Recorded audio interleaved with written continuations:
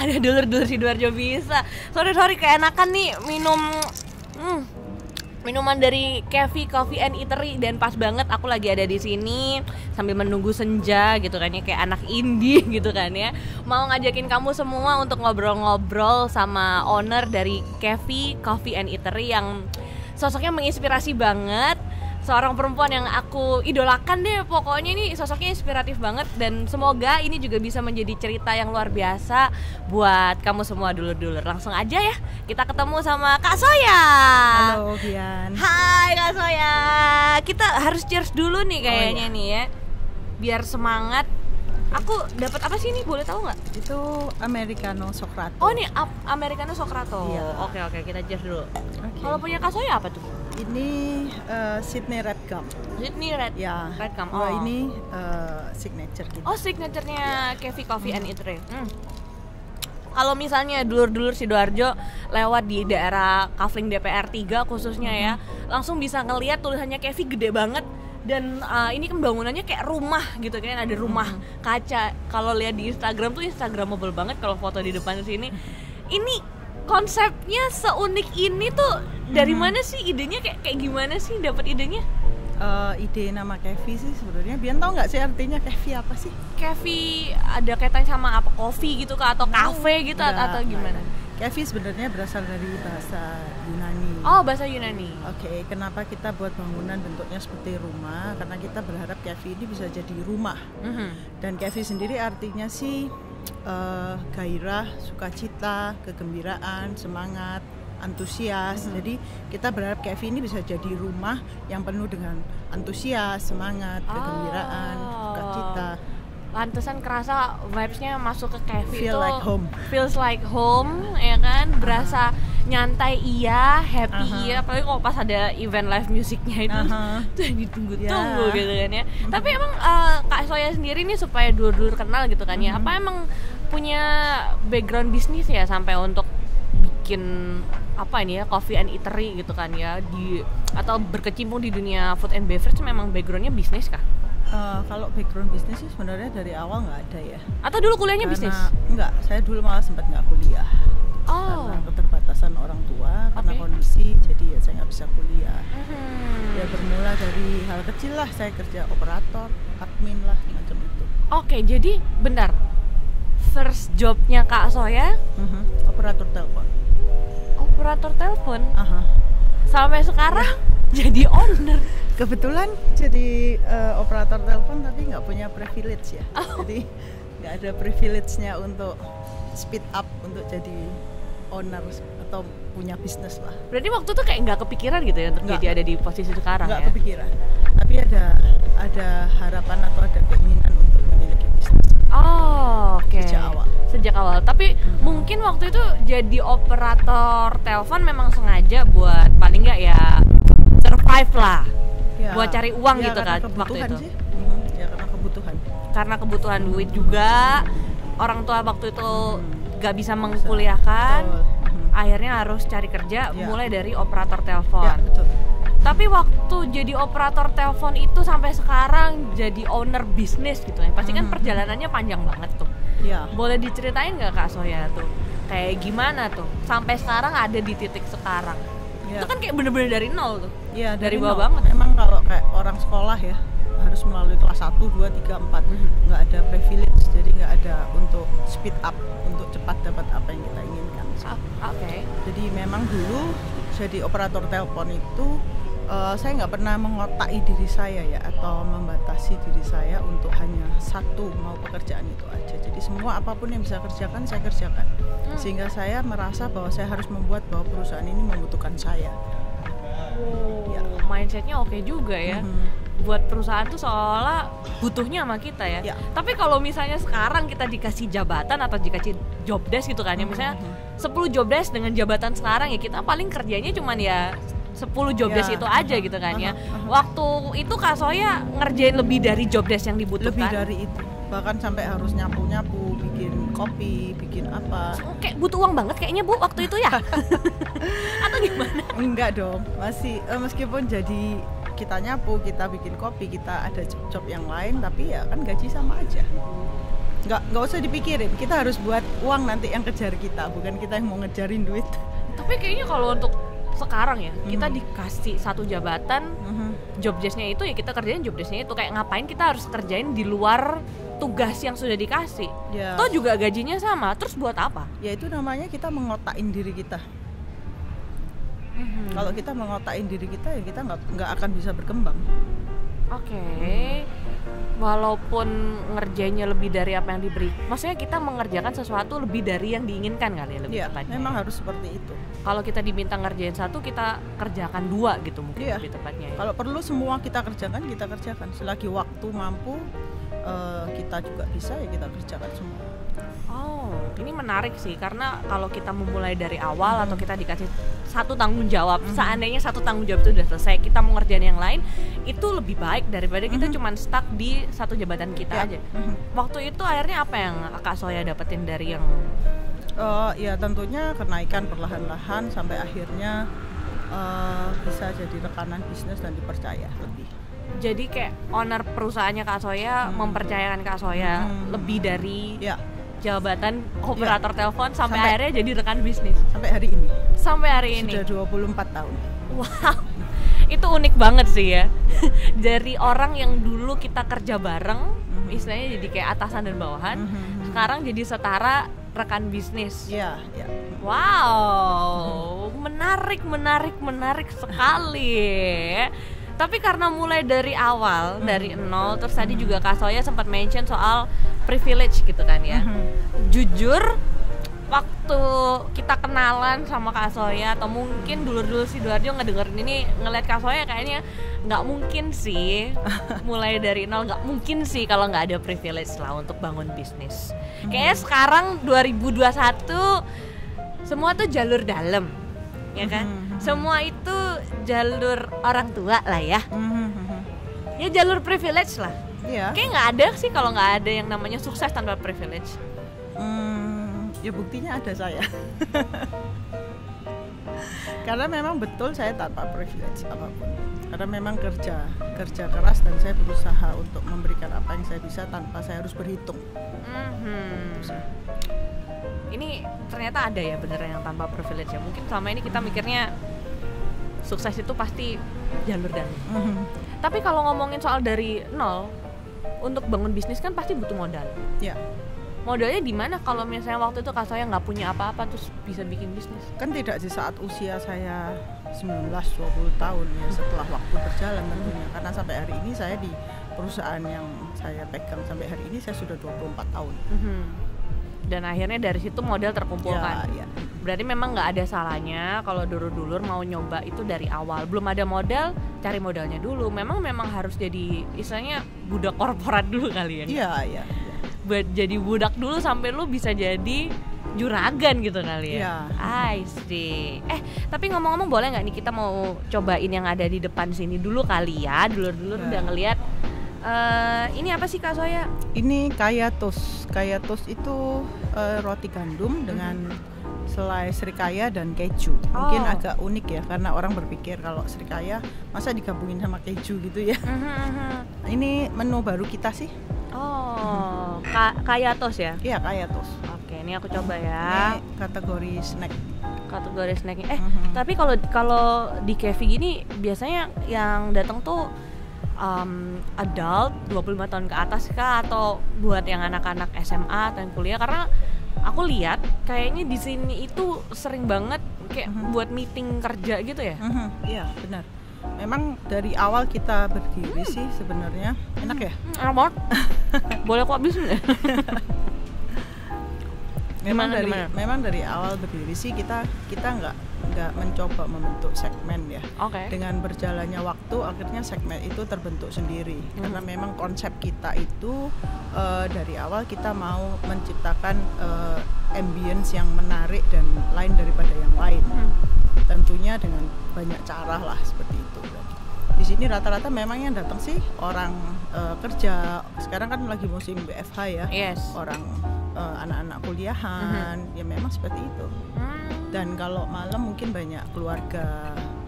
Ini bener sih, karena kalau di Kafling DPR kan kadang kita mikirnya kayaknya di tempat cuma buat anak-anak doang kali ya. Kalau nggak ngopi gitu kan Iya. ya. Enggak Kak. Kalau di Kevi sendiri untuk segmentednya sebenarnya nggak mengkotak-kotakan Kita ya. nggak mengkotak-kotakan. Siapa yang datang harus Siapa yang datang harus apa enggak. nggak ya. Semua boleh. Jadi kalau misalnya pun mau work from Kevi, Ya, bisa. mau webinar di sini, Ya. mau meeting sama teman-teman, kebetulan Ada ruang meeting kita. ada ruang meeting ya. Ruang meetingnya di situ indoor ya khusus. Ya, indoor. khusus. Kalau mau ke sana harus booking dulu kah atau gimana? Iya, kalau mau pakai satu ruangan memang harus booking dulu. Mhm. Kita sediakan LCD juga. Oke, menarik. Anyway, kembali lagi ke ceritanya Kak Soya gitu kan ya. Ada nggak sih pengalaman di hidup Kak Soya yang jadi batu loncatan atau mungkin titik balik kayak yang mengubahkan hidupnya Kak Soya sampai sekarang ini? Kalau titik balik ya dulu pernah sih jatuh dalam pergaulan yang Salah. tidak baik lah. Oh, oke. Salah. Tapi ya pada akhirnya saya merasa bahwa nanti kalau setelah punya anak dan anak itu tidak bermasa depan, tentu kan jadi tanggung jawab saya. Tentu makanya itu kenapa saya tidak memilih untuk terus bekerja ikut orang, karena memang kita harus berbisnis. Karena kalau kita ikut orang setinggi apapun jabatan kita, kalau kita meninggal, anak kita nggak bisa nerusin jabatan kita dong. Tapi kalau kamu create business, kalau kita meninggal one day, anak kita bisa lanjutin usaha kita tentunya. Oh, menarik juga pikirannya untuk bikin bisnis supaya yang meneruskan adalah anak kita. Iya. Oh, oke. Tapi kalau untuk membuat bisnis di masa sekarang ini ya, yang mana mau cari pinjaman atau modal nggak segampang itu loh Kak. Iya, memang. Terus kita harus mulai bisnis dari hal yang kayak gimana? Justru itu Kevi sendiri ini sebenarnya punya banyak program. Salah satunya program startup ya. Startup itu kita harapkan UKM atau orang-orang yang punya talent, punya bisnis kecil ingin berkembang, kita bisa fasilitasi. Itu sedang kita susun. Nanti segera akan itu secara nggak langsung kita membantu lah mereka untuk memulai bisnis. Menarik nih kalau misalnya dulur-dulur mau ikutan atau mau bikin planning bisnis bisa lah ya. Bisa dong. Kan ini untuk startup kan, jadi Ya, startup. buat karena konsepnya startup berarti yang masih pemula banget, cuman Ya. masih punya planning Ya. bisa ya Ya. ikutan ini. Tapi kalau tadi Kak Soya bilang mau sampai kapan ikut sama orang, Ya. ya kan? Sementara sekarang mungkin kita mikirnya ya udah sih ada di zona nyaman sini aja, punya gaji tetap gitu kan ya. Nah untuk ngerubah habit dari punya gaji tetap sampai akhirnya kita bikin bisnis itu kan nggak gampang ya Kak Soya. Ya memang nggak gampang, harus merubah mindset. Nah itu gimana tuh supaya bisa adapt dan bisa berubah untuk ngikutin tantangan zaman sekarang? Ya justru itu kenapa saya ada program mau membuat program startup itu salah satunya untuk membuka mindset anak-anak muda zaman sekarang bahwa bekerja ikut orang mungkin bisa jadi satu permulaan lah, tapi bukan jadi terus-terusan bekerja ikut orang. Oke. Jadi harus nentuin sampai kapan gitu Iya, kan ya? harus punya target dong. Harus punya target. Iya, sampai kapan? Mau sampai kapan nih mau ikut orang terus? Nanti kalau seandainya udah mentok sampai di sana ya udah kita yang create bisnis ya. Apalagi zaman sekarang udah ada kolaborasi gitu kan ya. Yes, betul. Anyway, ini kayaknya kolaborasi menunya di Kevi unik-unik ya. Iya, kita ada signature itu ada 3 ya. Apa aja sih? Jadi yang base kopi itu kita punya Americano Socrato, ada Sydney Red Gum itu yang base milk base, dan ada artisan tea kita juga ada, sama Violet Night itu tea base. Oke. Kalau di sini kebanyakan kayak tempat-tempat lain nggak yang fokus di kopi gitu? Enggak sih, kalau kita nggak fokus di kopi aja, kita banyak menu-menu lainnya juga. Oke, ada yang main course-nya, ada yang makanan Ya, berat, ada juga yang minuman-minuman lain selain kopi juga ya. Iya benar. Oh ya, terus juga kalau aku lihat di sini menariknya lagi ada sosok anak muda namanya Kak Sydney. Kabarnya dia di sini banyak yang nge-create menu-menu di sini juga ya. Iya, termasuk ini Sydney Red Gum juga namanya dia kan. I see. Ya. Kayaknya Kak saya ngasih kesempatan buat staff di sini untuk berkreasi ya. Iya, semua boleh. Semua boleh. Boleh berkembang, boleh develop menu, boleh apa boleh. Silakan. Oke. Ini kan makin sore makin ramai ya di sini. Iya. Ya. pada ini anggota-anggota indie semua nih ya, bukan indie internet ya. Itu agak lemot yang waktu itu. Ini sambil nungguin senja, anginnya juga enak gitu kan ya. Kak Soya kalau ngelihat anak muda zaman sekarang yang pengen banget ngebentuk bisnis, tapi mungkin nggak didukung sama orang tua, nggak didukung sama lingkungan atau sama situasi dan keadaan. Menurut Kak Soya gimana untuk memulainya? Justru itu kenapa saya ingin ada program startup itu yang sekarang sedang kita rencanakan ya. Itu tujuannya ya untuk itu, kita bisa mewadahi, kita bisa memfasilitasi anak-anak yang punya pikiran tapi tidak didukung, karena dukungan itu bentuknya kan macam-macam, bisa moral atau finansial. Nah kita harapkan kita bisa mendukung secara moral dan finansial tentunya. I see. Jadi memang anak muda harus ini ya, aktif buat ikut kegiatan, entah itu mau lomba, kalau ada chance buat ikutan startup atau pitching bisnis, itu adalah wadah yang tepat ya. Jadi jangan ngerasa dulu-dulu, aduh kayaknya aku tuh punya konsep bisnis tapi siapa yang dukung, aku nggak punya modal, nggak punya ini, nggak punya itu. Tapi sebenarnya jalannya banyak sebetulnya.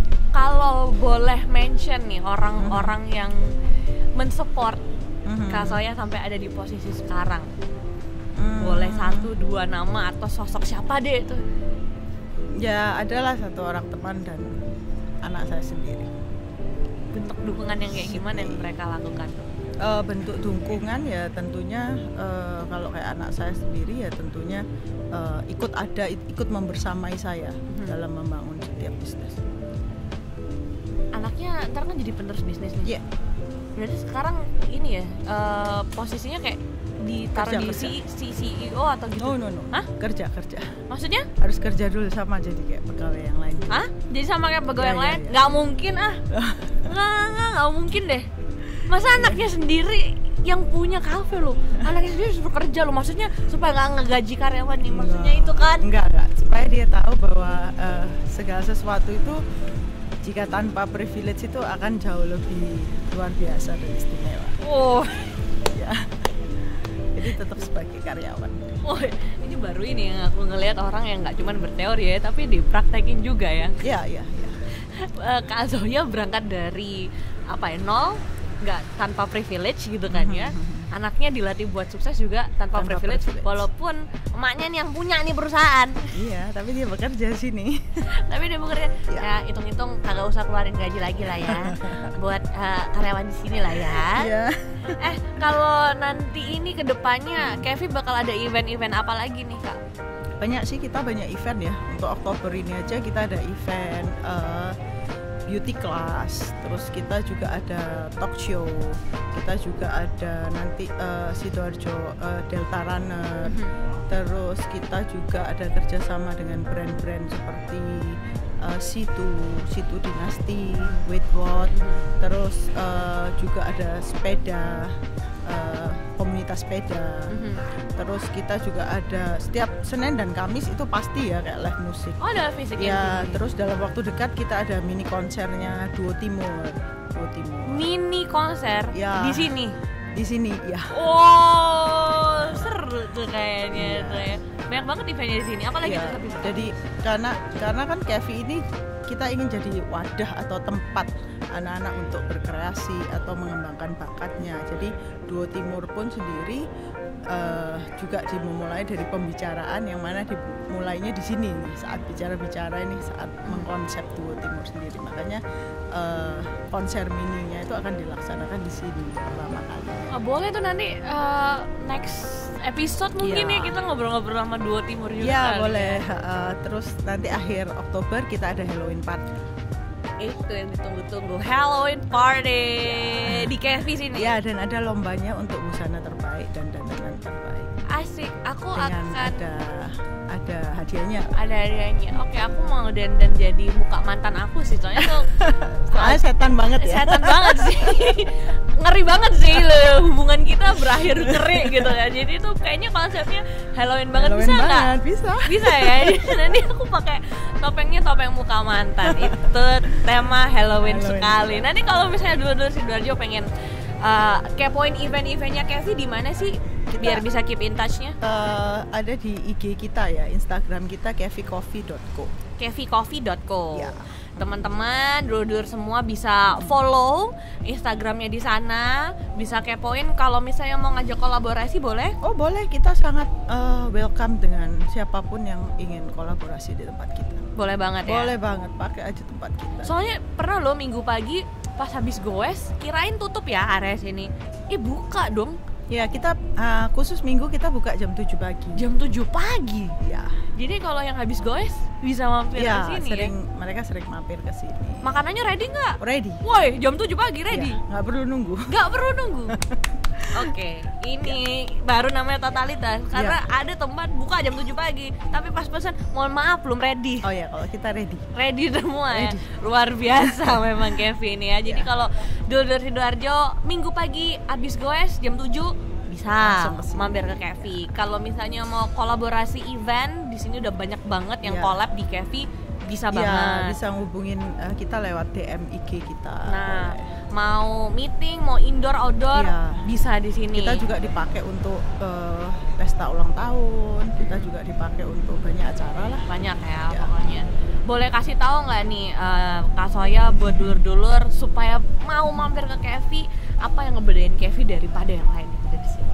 Yang bedain Kevi daripada yang lain itu satu, kita itu memberikan hospitality kepada customer. Jadi kita ingin membuat customer itu merasa bahwa Kevi ini jadi second home lah dari mereka. Jadi bisa untuk tempat santai, nongkrong. Jadi rata-rata customer yang datang ke sini kita semua pasti kenal lah, karena udah sering datang ke sini. Justru itulah pentingnya hospitality yang kita berikan. Aku setuju banget dulur. Aku tuh baru kenal sama Kak Soya tuh ya pas kesini, pas baru pertama kali ke Kevi, langsung kenalan gitu. Kayak bener-bener feels like home banget sih Kevi ini. Untuk kedepannya nanti selain planning juga, tapi sebentar ngomongin planning, aku mencium aroma nih. Ada. Sepertinya akan ada aroma makanan nih. Apa ya nih ya? Benar. Nih dulur bisa ngerasa nggak nih? Ada aroma apa ini ya? Lo Mas, apa ini? Ada apa nih? Oh, mau diambil dulu? Mau diganti kayaknya atau gimana? Iya, ada lagi. Oh. Semen sini. Mau ada lagi? Iya, seriusan? Iya, dulu ya. Apa tuh? Oke. Ini kayaknya aromanya mau terbang ini habis ini ke sini ya. Karena di Kevi nggak cuma snack, tapi ada main course kita juga. Ada main course, ya. Main course-nya yang favorit apa sih? Yang favorit di sini butter rice dory sambal mata. Butter rice dory. Yang abis ini kah? Ya, yang abis ini butter rice dory sambal mata. Karena memang itu perpaduan yang unik ya. Butter rice itu nasi dengan rasa butter mentega, tapi digabungkan dengan sambal mata. I see. Oh. Wow, ini dia nih. Makasih Mas. Oh, ini ada minum apa lagi nih? Violet Night. Violet Night. Ya, itu tea based. Jadi dasarnya teh. Oh, ini tea. Ya, teh. Unik ya. Warnanya ungu banget. Ya. Ada lilaknya. Warnanya centil. Cantik banget. Dan ini adalah yang tadi dibilangin sama Kak Soya, itu adalah butter rice dory sambal mata. Butter rice dory sambal mata. Ya. Aku coba boleh nggak Kak? Boleh dong. Boleh ya. Ini kita dari tadi belum kita cobain nih. Wait. Oh ya, kalau di Kevi boleh tahu nggak sih range-nya, harganya gitu? Kalau range ya sekitar 15.000 sampai paling mahal 35 aja. Itu terjangkau banget sih Kak. Iya, terjangkau. Kak, kalau misalnya kita mau bikin bisnis tuh biasanya ya, kalau untuk kita kan pasti kayak ngejar balik modal kapan. Itu tuh normalnya berapa lama sih? Tergantung sih ya kan, tergantung investasi. Enak. Sumpah sih enak banget. Pedes sambal matanya kerasa. Ya. Ikan dorinya kecampur sama butter rice-nya pas, jadi ada kayak spicy salty gitu. Ya. Enak banget. Ini kisaran berapa nih? Itu 35. Masa sih? Iya. Ini tempat lain di atas itu loh. 40 ya? Nah tadi keenakan deh, sorry ya, keenakan ya. Biasanya orang bakal mikir balik modal. Iya. Balik modalnya tuh biasanya kalau kita mau bikin bisnis normalnya berapa lama sih Kak? Kan semua tergantung ya, kalau tergantung berapa besar kita invest. Bisa 2 tahun, bisa 3 tahun. Berarti dalam masa 2 tahun 3 tahun itu apa yang harus dilakukan sama seorang entrepreneur atau yang mau bikin bisnis supaya bisa tetap sustain? Karena zaman sekarang baru setahun, baru beberapa bulan tutup. Justru itu kalau cuman mengandalkan dari menu, makanan, minuman, itu kita harus memikirkan sesuatu yang bisa mendongkrak penjualan. Ya tentunya itu kita jadi tempat untuk komunitas gitu ya, untuk acara-acara, untuk event-event. Ya, itu kira-kira yang bisa ngejar untuk kita cepat balik modal istilahnya. Jadi nggak boleh cuma mikir stuck di menuku aja nih. Iya. Tapi nggak hanya kita develop menu atau pengembangan menu atau apa, tapi ya lebih kepada tempat ini bisa dijadikan apa. Tempat ini bisa dijadiin apa selain jadi juga tempat nongkrong. Ya, selain tempat nongkrong, makan apa gitu. Anyway, ini aku cobain ya. Yeah. Vanilla apa tadi? No, violet night. Violet night ya. Yeah. Oke. Enak ya, warnanya ungu. Ini apa tadi base-nya, Kak? Tea. Tea sama apa nih kok bisa warnanya ungu? Itu teh telang. Oh, I see. Teh telang ada rasa jeruknya. Enak banget. Nggak salah emang kalau ke cafe nih. Kalau misalnya dulur Sidoarjo bisa mau ke cafe, bisa hari apa aja, Kak? Setiap hari, jam Setiap 8 sampai jam 10. Jam 8 pagi sampai kecuali jam 10. Minggu kita buka jam 7. Jam 7 pagi sampai jam 10. Jam 7 sampai jam 10. Senin sama Kamis ada live music Ada ya. live musik selalu. Boleh tahu nggak nih terakhir sebelum kita pamitan mungkin harapannya Kak Soya untuk cafe apa ke depannya, atau mungkin personal goals-nya Kak Soya sendiri mau punya apa setelah ini? Iya, tentunya saya ingin cafe ini berkembang ya. Berkembang itu nggak hanya ada di sini, tapi ada di banyak kota-kota yang lain. Dan tetap dengan konsep dan tujuan awal kita menjadi wadah dan tempat untuk bisa kolaborasi juga, selain hanya nongkrong. Bukan saya katakan nongkrong itu tidak berguna ya, tapi kita kan harus nongkrong yang cerdas. Ya, asik. Nongkrong cerdas itu ya nggak hanya sekedar nongkrong, tapi kita bisa mengembangkan bakat kita. Kita bisa bertemu banyak orang-orang yang bermanfaat untuk kita. Nah, itu kita selalu jadikan line tag kita lah istilahnya gitu ya. Jadi hospitality itu saya selalu utamakan. Dan harapan saya yang terutama cafe ini bisa berkembang di banyak kota yang lain. Tentu dengan konsep yang sama dan menjadi istimewa dan lain daripada yang lain. Amin. Amin. Kita doain sukses buat cafe. Ditunggu nanti selain di Sidoarjo ada di mana-mana. Siap. Nanti kalau mau datang ke cafe yang di Sidoarjo, alamatnya di mana Kak Soya? Kafling DPR 3 nomor 171. Langsung lihat misalnya ada cafe bentuknya kayak rumah, langsung datang ke sini aja. Terima kasih ya Kak Soya. Terima kasih Bian. Sukses ditunggu sama-sama. project dan kita ketemu di event yang ada di cafe ya. Keep in touch pokoknya di Instagramnya cafe. Terima kasih buat dulur yang udah nonton. Jangan lupa untuk follow juga Instagram kita di @sidoarjobisa.id dan bisa dengerin nih podcast kita ada di Spotify dan juga di YouTube-nya channel Sidoarjo Bisa. Sampai ketemu lagi.